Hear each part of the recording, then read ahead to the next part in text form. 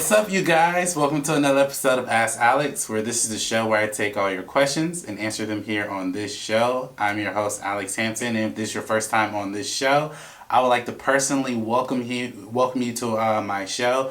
On today's special episode, I've got somebody that I've wanted to interview for a while. I've watched her throughout my childhood, my young adulthood, and it's such an honor to finally get to meet her and interview her. Ladies and gentlemen, I would like to introduce you to Miss Rasika Mathers. How are you doing today, Miss Rasika? It's me. Well, for us, it's a Sunday morning, so I'm doing really good. That is so good. Rasika, the first time I was ever introduced to you was on Wildin' Out, but way back in the day. And man, I used to cause my family's from Georgia. We used to love clowning on people all the time. And that was the perfect show for me and my family. But before we get into your Wild 'N Out career, I wanted to know, how did you get started in this business?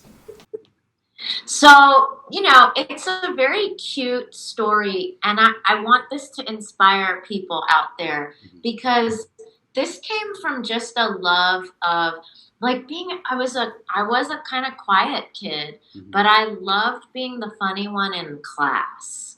So this goes back to like high school.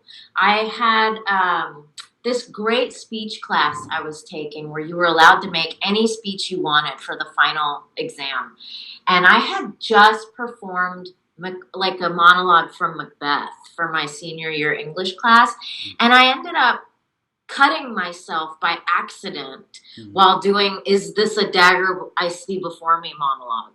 I mean, it was ridiculous, okay? And I cut 3 tendons and a nerve. Ooh. I had to end up, having microsurgery. Didn't see any of this ridiculousness coming. And it was just the worst time in my life as a young person because I did not intend for that to happen. Seeing your parents get upset, oh my God, what are you doing? Why are you so self-destructive?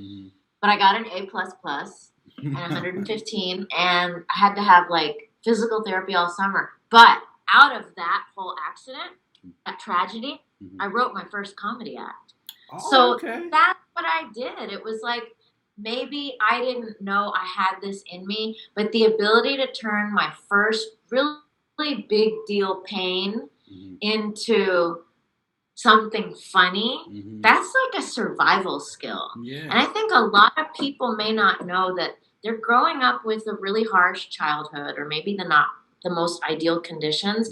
That could be why Wild 'N Out has that appeal. It's you got to take that and make something funny out of it. Otherwise, right, we can get crushed under the pain.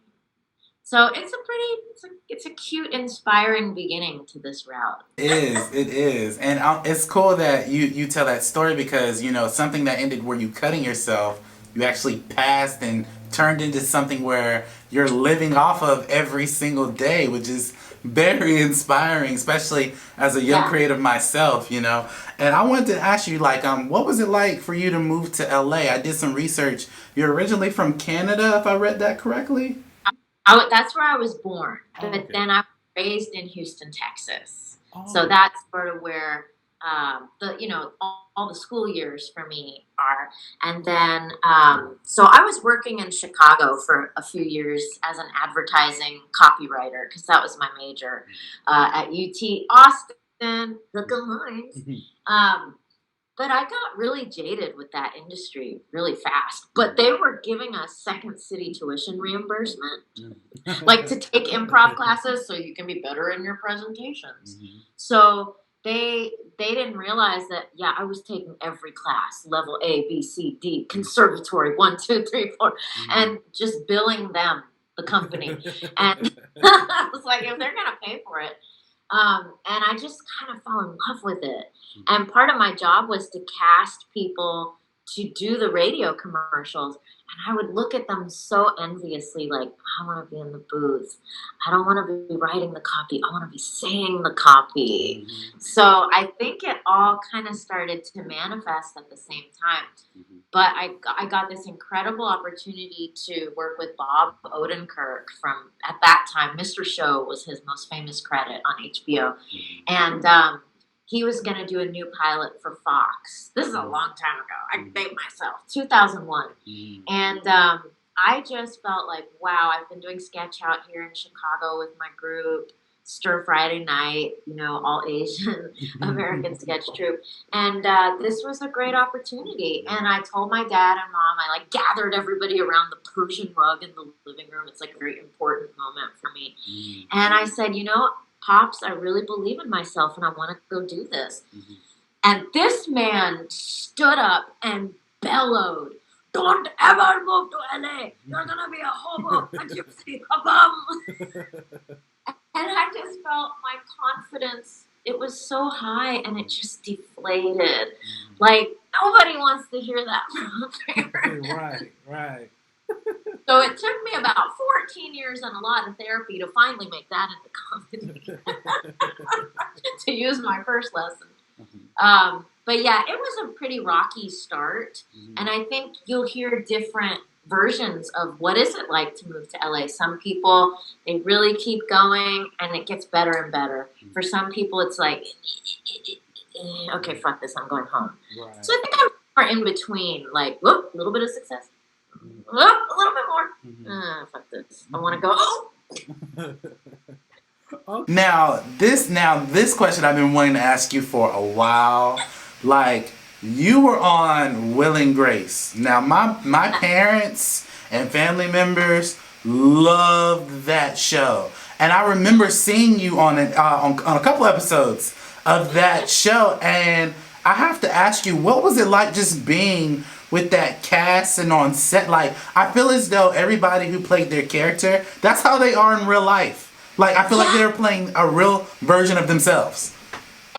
Yeah. You know, it was so amazing for me. There was this, Will and Grace is probably the most professional and just the most seasoned people I could be playing with. Like, top of my game right now, with the sitcom training that I've been doing. It was a perfect opportunity to showcase and be around that level of I call them players. Mm-hmm. You know, the kind of acting that they do, comedy acting, sitcom acting. Mm-hmm. And just as people, when you get to a certain level in your career, you are also just a good person, where you have the bandwidth to welcome the newcomer on set, know how to hold a boundary, and like, I'm clearly rehearsing my lines, and so nobody should really be bothering me at that time. Do you know what I mean? Mm-hmm. Like, and then so I think as newcomers, we need to respect that. Okay, this is not the time to geek out and take a photo. Mm-hmm. This is like when Deborah Messing disappears with her script. Mm-hmm. That's because she has to memorize like how many pages of dialogue. So you're not just being a co-star, you're getting the best possible training for, if I want to do this, I need to see what a Monday through Friday looks like for these people.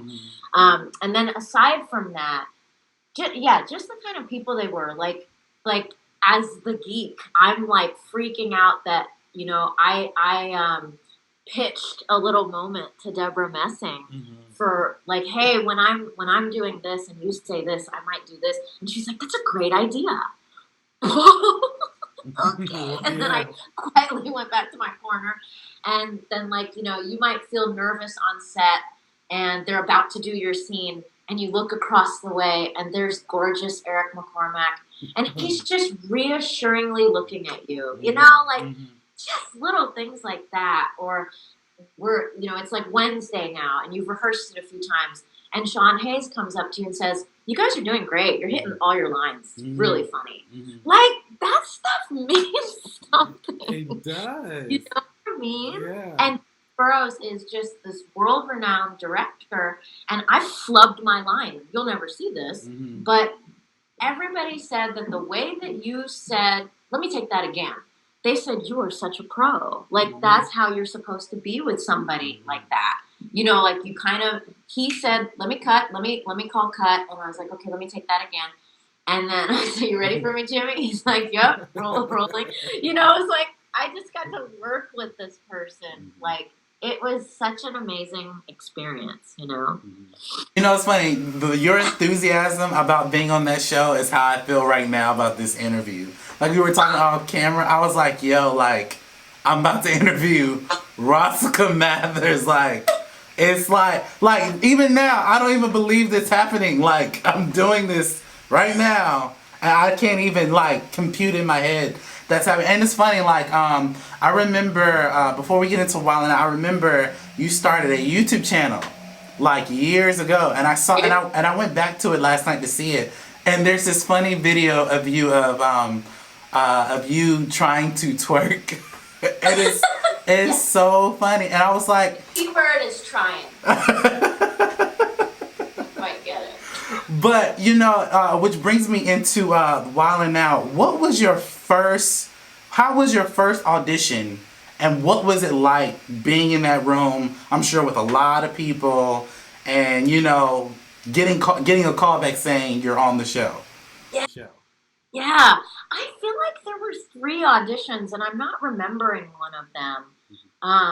But I remember, I guess, whatever the second 2 I do remember that I came in and I did the Sorry rap for them. This is an album I have on SoundCloud. You can go and listen to it, or it's on my YouTube channel. In the background, y'all, my dancers are Nika Williams, who is on Euphoria, okay, and Tiffany Haddish, okay. Background. So you tell me that dreams don't come true. That girl is God knows what now, right? Right. So we all were doing comedy together at some of the same times, and I think both ladies have also been on Wild 'N Out at some point too. So what was the question again? Oh, your audition. What was it like being in the audition? Yeah. Okay. So so that's the rap that I did. So I just wanted to show Nick I could rap, right? If that was needed on the show. Spoiler alert. But he really wanted to see, can you improvise? That was important to him. So, you know, I just took objects I saw right around the room, like a Twix candy bar, and I made it be, you know, I just became Al Pacino saying, say hello to my little friend, and I unwrapped it to bite. And, you know, Niles, the producer, is cracking up. Nick is loving it because I'm, like, bringing movies to life. So that obviously they brought me back. Then they wanted to kind of see your chemistry with other people. So, like, because a lot of stand-ups are good on their own, but then how, in improv, there has to be give and take. So can you can really see it. Some stand-ups like to be the star, or they're doing bits in an improv scene with someone else. But in that moment, we're really looking for, what can you two create together? Can you build on top of each other? And I had Spanky Hayes as my freaking improv partner. You know, Spanky will just say, allow me, and expect you to do something with it. So you have to, like, pretend to be the chef and serve him or whatever, and make him the star. Just make him the star, and kind of let him say whatever, and then you get to keep justifying whatever he throws at you, right? So there was a place for everybody: the stand-ups, the improvisers, the nervous people, the shy people, the people who really rap, the people who freestyle. There was almost a place for all of us. And hello, a multi-ethnic cast. Did we need that show on at that time? Do we still need these shows on at that time? So Nick was doing something different. I was so happy that all the stuff I like to do is being recognized, you know? And yeah, that's why I'm sitting here now in an Airbnb in Las Vegas, contemplating my life. Now, my favorite moment, actually, I have a lot of favorite moments with you on that show. But one of my favorite moments is that you're facing off against Kanye West in a rap battle. I was like, oh, snap. That's when we saw really Kanye rap, like, for real, for real. I feel like on that show, that's where he was, like, born. And I wanted to ask you, what are your favorite moments on that show? Because when the show came back about, 2013, 14, you were back. You were brought back on the show, and I was wondering, Yes. what are your favorite moments of you being on the show? Well, definitely the Eva episode. We all know why. It was just fun. You know, we didn't know what a supermodel would be able to do on the mic. Mm-hmm. And I think as guests, we also, I mean, as players on the show, we want to make people look good. You're trying to make good TV. Mm-hmm. So, you know, but this bitch came at me. So I was like, oh. And, you know, part of me freestyles and improvises. Part of me just wants to, like, let me write something I know it's going to hit. Mm-hmm. And that was a moment where, okay, I've got my thing. I know what I'm going to say to her. Mm-hmm. But when she came at me, I had no idea that I was about to unleash on this woman. And I had just been observing her all day. And I was like, she really has no ass. So that kind of came out. And Cat Williams, he pulled me aside. If you watch his reaction after I've said that, he's just doing one of these, looking at his nails, knowing that the red team got it. And he was like, Rasika, that was so good because it was funny, it was short, it was clever, and it was true. And so, like, speaking of Cat, some of my favorite moments really are, like, it's just that backstage stuff. Mm-hmm. I'm sitting in Cat Williams' limo while his limo driver and manager give me career advice. You know? Right. Like, you think this is a great moment. You're so sweet. But for me, like, right, it's like, who are these people? Why do they think I'm worthy of this conversation? Like, it's just wonderful. Right. All the times I've had with Josh and Naima, because they are Second City, you know? Just supporting each other. And through the seasons, Lauren Flans and I got closer, which is probably why she felt comfortable enough to pull some shit on me. Yeah, I wasn't going to bring that up, but you know, okay. We should never do that. I was like, it always comes up. And it's just so cute because I'm the one, I was the aggressor. I'm the one who told her, don't you think it'd be funny if I kissed you? And she's a germaphobe. Like, she was like, no, we can't do that. Or no, I'd have to check with my manager. And it was adorable because she totally put it out of my head that it could ever happen. And then look what she went and did. That's what I mean. It's like we could play with each other and to create some great TV, you know? And Spanky was always like that. Mikey was always like that. Like, if you come at me about this, then I'm definitely coming after you with this. Like, we would work together. We may not have been like those supreme gangster rappers, but I think the reason some of us, like, I always see some of us are on the same list. It's always like, my favorites are Mikey, Rasika, Naima, Afion. They were kind of picking those of us who were kind of anti, like, the whole thing. Yeah. But we had our own flavor, right? Like, we had our own, like, this is stupid. You know? Now, you brought up Lauren. Now, and when I saw that episode in the show, and MTV did a really good job cutting after you guys kissed.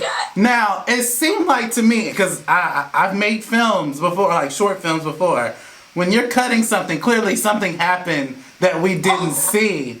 So I was just like, did something, did you, people, I remember when it happened, I remember on Twitter, people were like, did they fight or was something said? Because, like, it was cut so fast. Like, once it happened, it was cut so fast and everybody was backing up like, whoa. Like, did something happen or were y'all was just, like, cool?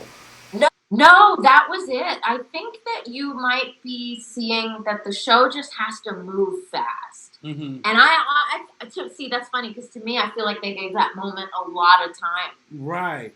So maybe what was, I stood up on that chair. I said, I feel alive. That moment probably did go longer, but for reasons of the time of a show can't go over 19 or 22 minutes. They probably had to cut. But you definitely saw all them dudes go like this, trying to gather around us. Now, because that kind of led to my next question, which you pretty much somewhat answered. What is your craziest story that ever happened on set Oh, wilding out. This to me is really cool because this just shows the power a celebrity can have. So for season 13, not 13, I'm sorry, what am I thinking? 2013, season 5. We were, they were bringing me back, and it was not going to be one of those weak sauce seasons for Rasika. Because I was always like, okay, you might see me here, you might see me there. But 2013, my agent, Melanie, she got me kind of like in contract, either 10, 11, or all 12 episodes. It was a very high number, and we were only shooting 12. And then, you know, like, that just means that you might need to prepare a little bit more, but you're going to be a heavy hitter that season. So during the middle of the taping, somebody came up to me and said, yeah, so we're going to have you benched on this next episode. And I was like, that's not in my contract. I thought I was playing today. And they're like, no, we're working it out, and we're trying to be fair to everybody. And I was like, okay. So the episode they were going to have me benched for was 2 Chainz. What? Yeah. So 2 Chainz comes in. I wish I could see your face right now because it's only showing your still. Wow. But you're happy against that brick wall. So 2 Chainz comes in, and he, you know, with his shades, is like, all right. I need to know where everybody's from. Where y'all from? So he wants to put together a Dirty South team. And he, like, talks to the people from Virginia. I don't know if that was Emmanuel Hudson. You know, Carlos and them. He's, like, taking the people from Atlanta. And the other, you know, the other team is just getting kind of weaker. Right. And then he's like, Rasika, where are you from? And I was like, well, I'm from Houston, Texas, but they just told me, all right, I want her. And that was it. You couldn't say shit. The people who cut our checks couldn't say shit. I got to play with 2 Chainz because that's what 2 Chainz wants. Oh, wow. So I was praising trap music all night long. Like, that's why I had a killer season. I mean, I thought that was amazing that somebody can just pull rank like that. Yeah, that's actually one of my favorite episodes. It's My 2 favorite Chainz too. and I Lil was Duval, so hot right? in that episode. I did my best work in that episode. Yeah. Especially, did you guys, in the episode, didn't you guys do a song together in the episode? Like, I don't know what we did. He definitely didn't want to freestyle. He kind of wanted to sit back and say, these are my people and they're playing on my behalf. Yeah. Right? Just be a celebrity. And that was awesome. Just like, you know, fucking around with him in the audience because he's sitting in the audience. I think we might have done one of those, like, rip on people games. Yeah. But, like, yeah, all the playing that night, we were all so, everybody was just like, there was some drinks in those cups. Right. And yeah. You know, My thing is with that show, as it's evolved, I'm so glad that you guys are diversifying and you guys are bringing new cast members. I would love to see you back if you ever decide to come back. But, well, you know, Justina and Julia, they brought me back for the Women's Day episode last year, right? Yeah. That was really cool. And all the women behind the scenes, too. It was all female producers for that. Yeah. So very cool that the women are, like, they're able to call some of the shots on that show, you know? I think that's really cool. Yeah, and it was really cool seeing, like, an OG interact with, like, Chico Bean and Carlos Miller and all these, and, like, you know, it's so funny because you've met, like, Cat Williams, Kevin Hart, Crockett, the light-skinned guy that does all the impressions. Afion. Like, you've literally have done stand-up with these guys that I've watched for years. And I just want to ask you as a fan, like, how do I get tickets to one of those live shows? And, like, since I'm interviewing you, can you hook me up with some tickets? I think you gotta look it up. You might have to be in the area where it's shot. So, like, they've moved from Los Angeles to Brooklyn. I feel like Brooklyn is their permanent home now. So out there, it's easy to get tickets. You know, like, people are just handing them out. Right. So you might need to call somebody, and I don't think that somebody is me. But, like, yeah, you say that, right? I grew up listening to freaking Bismarcky Yeah, and he was on the show. Me and him are getting to like rap insult each other and be stupid about it. Yes. Like I used to record his songs every time he'd say a very big bra or fart or you know what I mean? Like you grow up listening to these people like untouchable and then you're right there next to them. It is pretty crazy. But maybe that's what this industry is. It's like it's like it plays with the levels and then for moments at a time it's like, oh my God, I'm 0 degrees from Kevin Bacon. Oh my God, you know what I mean? Like that kind of stuff keeps happening, and it's really cool. Like nobody will see my name at the end of these credits, and yet you'll see J.J. Abrams on my IMDb.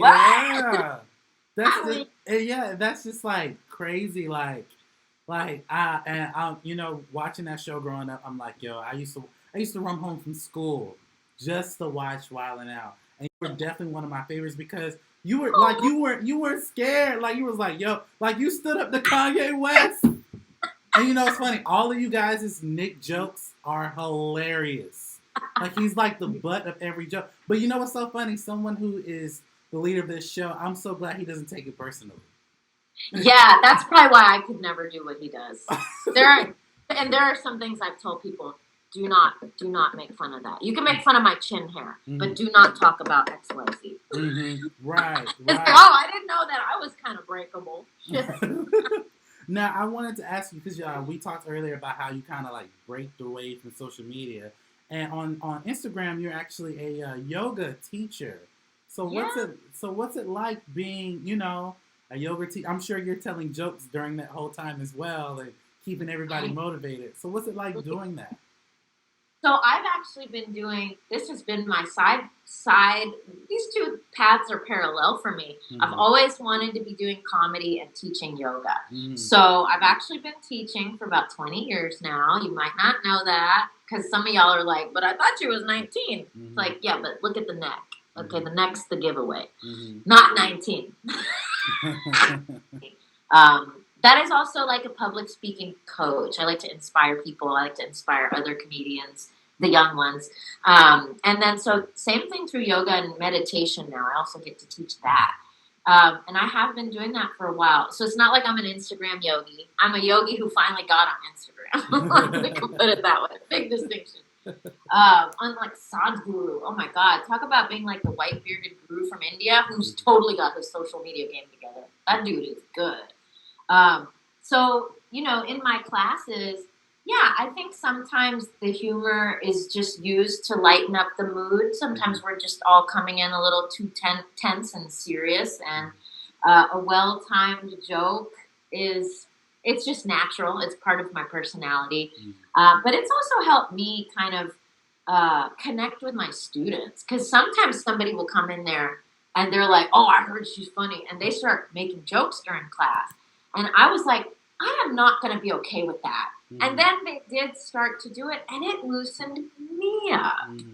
So I was actually kind of appreciative that people embrace both sides of my personality, and they're not like put off by that. Like, oh, she's not serious enough to teach yoga, or oh, if you do this, then you must not really be serious about this. It's like I'm seeing so many people wear all their hats, and by the way, let's show them what hat you're wearing, because that is a badass hat. Oh, Wakanda forever. Okay, forever. And yeah, like just embrace all sides of you, you know. Yeah, I'm trying to do that more. But I think I need to focus on these two paths the most, comedy and yoga, and merge them. So if you're gonna ask me what kind of superhero I want to be, next question. So like, I'm a huge Marvel and DC fan, big Marvel fan. And have you? It's kind of like a two-part question. Have you ever had the opportunity to play a superhero? If not, what superhero would you play, or would you create something your own? I have not gotten to do that. And now I understand maybe more why a person should play that, or identify who could they be. I feel like I'd be a combination of Dalsim from Street Fighter. That dude was Indian. And like like yoga stretch girl or something, like, able to make long bridges with a single back bend, whatever the fuck is needed, and then cars can travel over. Or somebody where her mind is her weapon, right? So, people, go write something for me. Like, I love the Deadpool movies. Have you ever seen any of those movies? Yeah. So, like, you would be a perfect addition. Like, with Ryan Reynolds. Like, I remember when they were casting Domino. No, all jokes aside, I was like, Rasika would be a dope Domino. Like, to play the female. And it's like, she's like I guess the female smartass to Deadpool. And she was in Deadpool too. Oh shit! Well, maybe I need to look her up.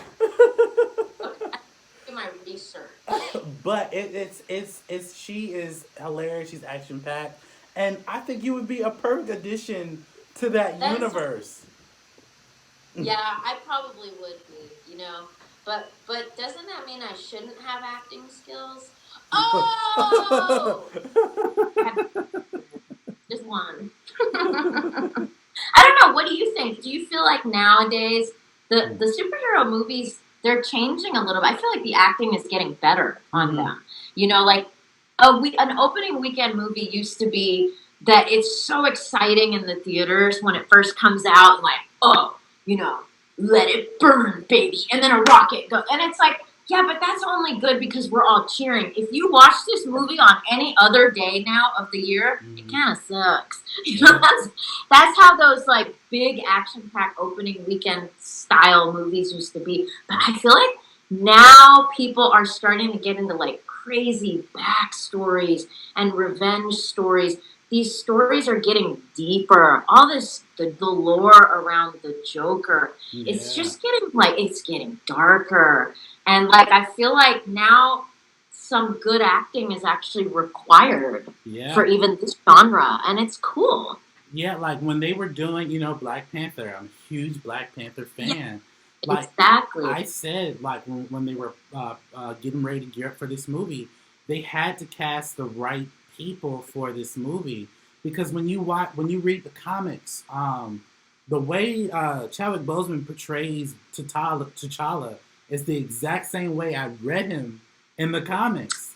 So, like, yeah, you're absolutely right. There has to be, like, good acting. You can't just, you can't just half do it. That's why, I guess that's one of my biggest criticisms with the DC movies, because I'm like, they're not that exciting versus Marvel.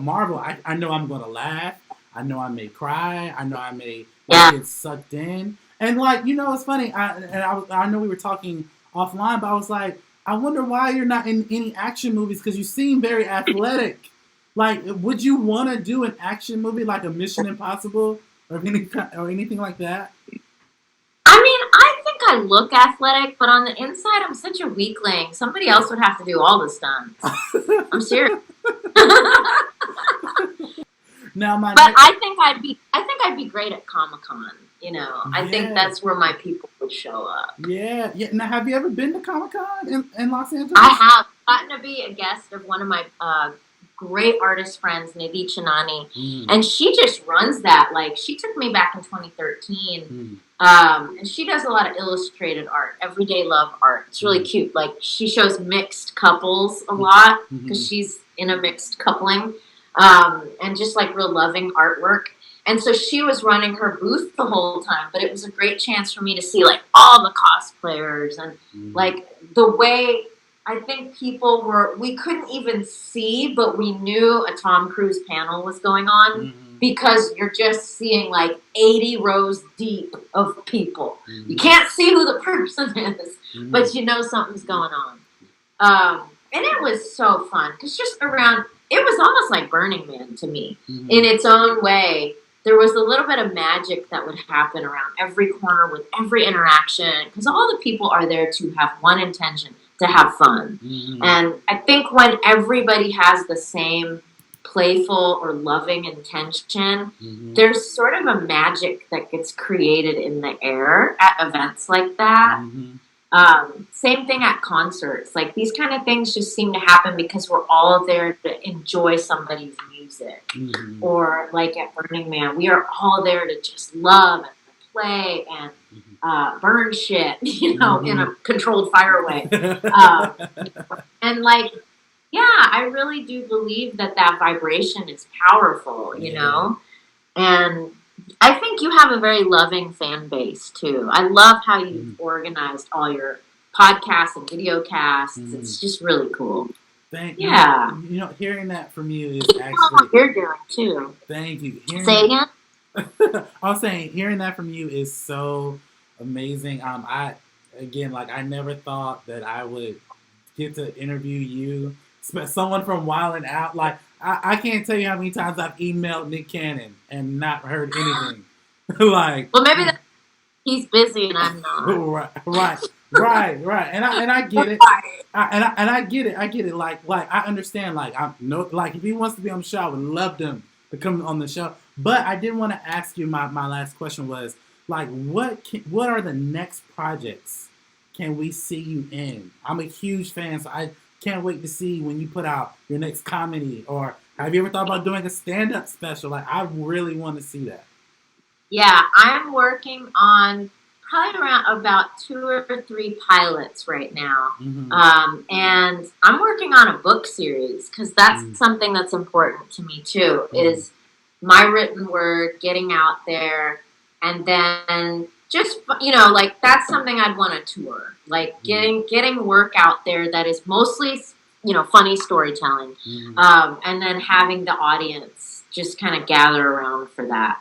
So, yeah, that's the kind of stuff that I'm interested in doing right now. So you can wait around for that. Awesome. Well, Rasika, I want to thank you so much for being on the show. This has meant a lot to me. You're actually, I think you're probably the 12th or 13th person that I've interviewed. And I never thought that I would be able to interview you. Like, I've been watching you for years, and this is such an honor. I'm 26 now, and I've been watching you since, and I know this sounds weird, since I was 13. And that's you were 4, I think, right? Yeah, right. And it's like, wow. Like, you know, like you said, dreams really do come true. And I wanted to ask you, where can everybody from my fan base and your fan base find you on social media? So you can go to Deadpool Domino. No, I'm just kidding, but I'm following them now for sure. You can go to Jalapeno Popper 2012. That's mostly my comedy account. And then I would ask that same fan base come on over to Funny Yogini with 1 Y, FUNNYOGINI. Ooh, it's got OG in it, right? Yoga with the OG. Yeah. And that's more, you know, it's like inspirational. I know that everybody gets down every now and then, so it's a good place to go. And then you can also DM me on those. That's a good way to connect. I've recently been motivating people. Like, they'll kind of come to me with some of their problems. So you can slide into my DMs with your depression and your issues. And I might be available that day and give you a little pick-me-up. So please feel free to do that. You are never alone. There's always somebody on social you can reach out to. And then on the Twitter... Hey, you don't just have to unfollow presidents. You can follow at Rossi Ross, at RASIRAS. And I've been a little inactive, so if I get more follows, maybe I'll start tweeting my little fart thoughts again. Well, thank you so much, Rasika. This is so amazing to have you on the show. Thank you guys for watching this jam-packed episode of Ask Alex.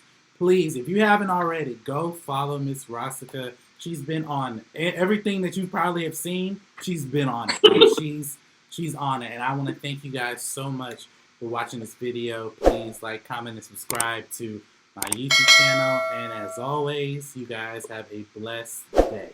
Thank you. Everybody watch Ask Alex.